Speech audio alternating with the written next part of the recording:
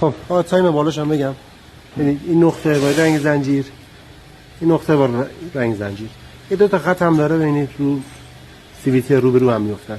از این نقطه تا این نقطه 17 دندونه. تا سر میلنگ هم ببینید از این رنگ زنجیر سر میلنگ رنگ زدم 37 دندونه با خود رنگ زنجیر 37 دندونه. پیستون 1 و 4 هم که نقطه مرد، خارم سمت چپ میافتم. دیدم که با خط سیلم اینم از حالت میرسوبا باش. فقط این نکته ببینید آی واسه حواس، ای واسه دوده. این فلشا هم رو به رو هم میافتن. این همش رو به رو هم.